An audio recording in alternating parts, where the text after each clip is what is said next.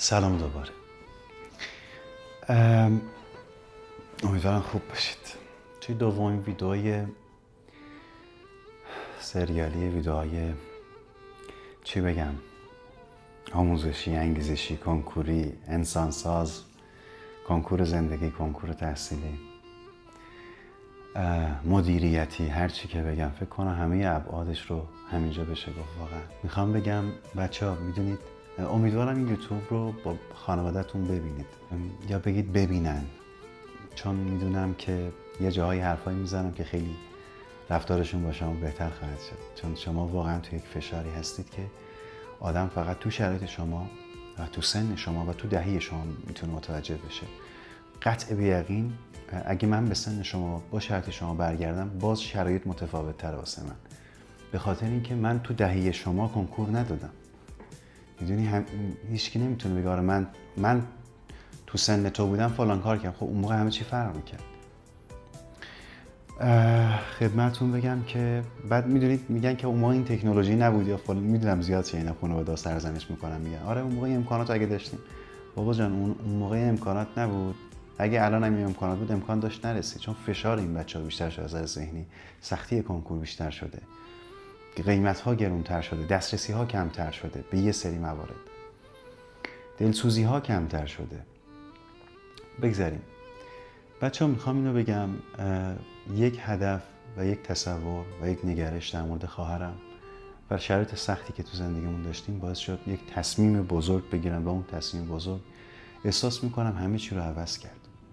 من خیلی دوست دارم بیشتر از اینها بگم که چی شد که بعد از اون چه اتفاقایی افتاد. حتی راجع به عاشقی من بگم که از دختری خوشم اومده بود چه بلایی سرم اومد، یا راجع به تهران اومدنم بگم، ولی میذارم توی یک در واقع قسمت کاملا مجزا بعداً راجع به صحبت کنم. یا 2 بار ورشکست شدم، یا یکی از رفیقام چنان کمر کارم و زندگیم رو شکست که بدترین اتفاقایی که تو خوابم نمیدیدم برام افتاد، اما هر بار سعی کردم دوباره بلند شم.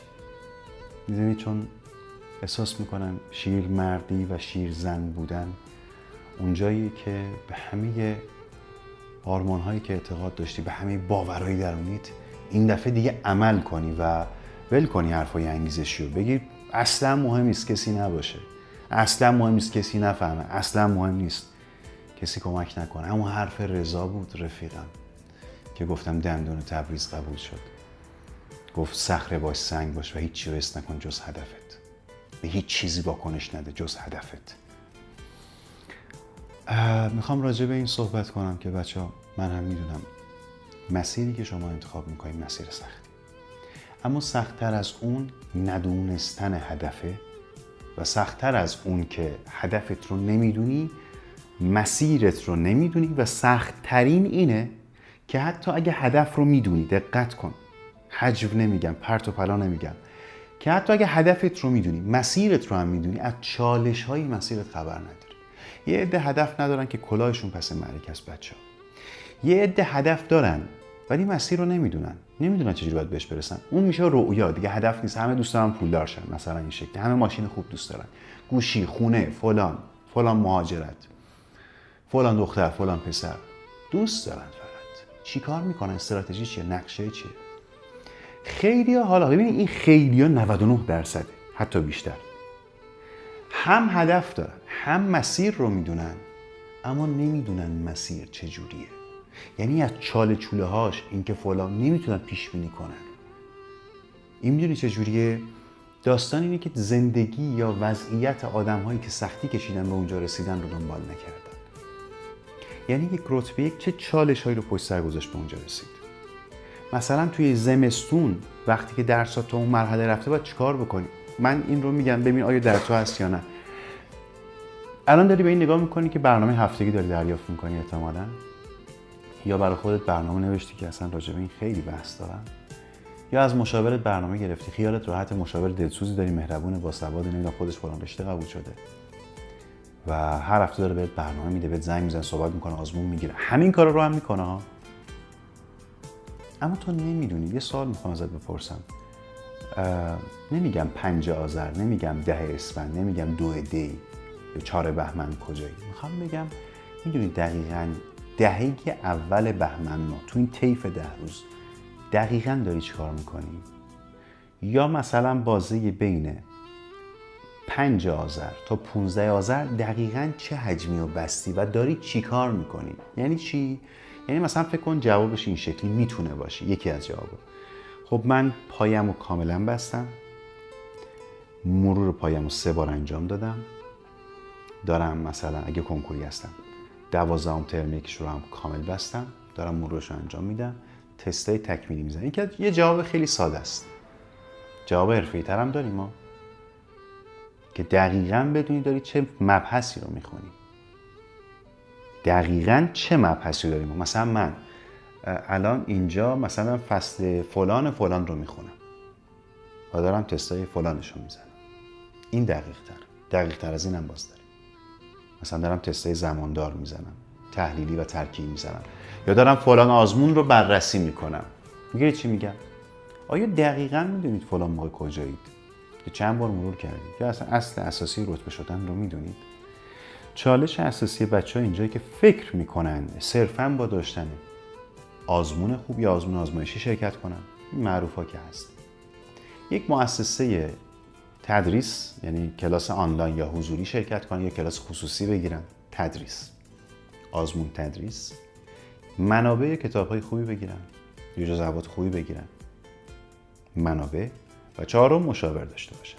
حالا بعضی خیلی هایپر ویژه دارن کار میکنن، مثلا در کنار همینا روانشناس دارن یا نمیدونم قابلیت‌های مختلف، امکانات مختلف دارن، با رتبه ارتباط میگیرن، رفع اشکال دارن یا همین داستان ها.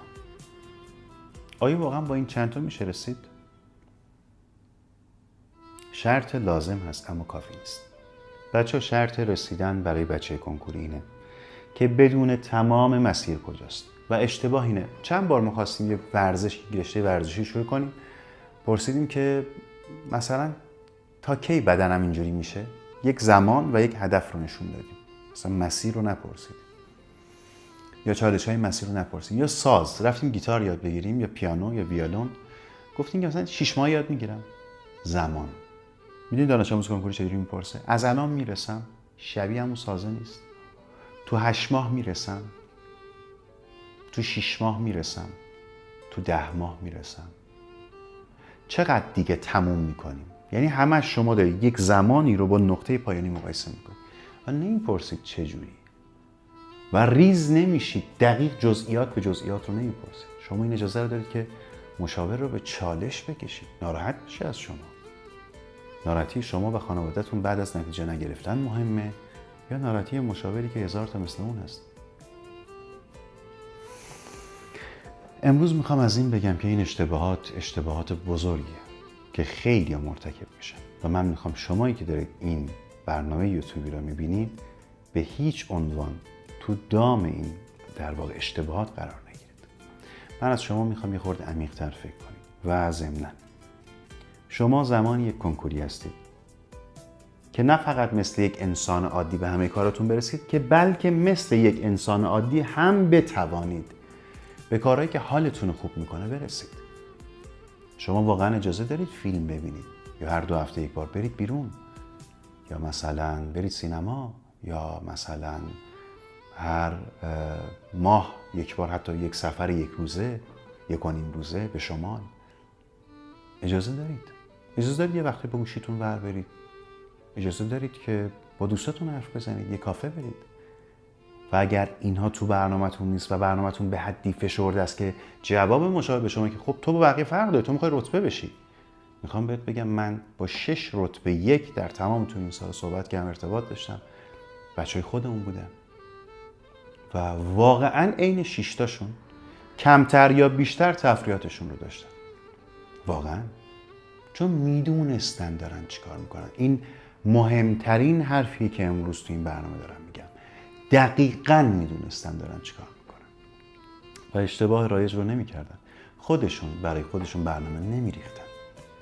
از شما سوال میپرسم، اگر شما قهرمان یک رشته ورزشی نباشید، میتونید برنامه قهرمانی برای خودتون بنویسید؟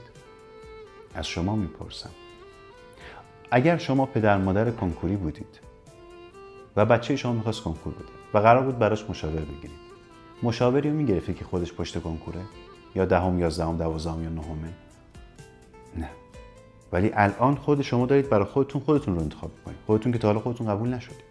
یعنی مسیر رو از بالا ندیدید، از تو، از این لابلا دارید میبینید، دید کافی ندارید.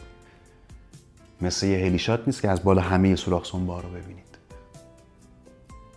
اشتباه نکنیم.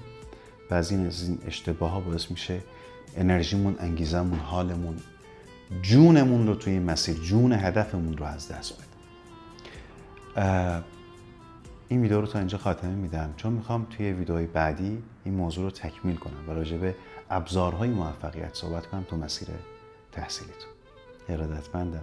از این کارا بکنید دیگه. سابسکرایب کنید، کامنت بذارید، نظرتون رو بگید، شیر کنید ما رو.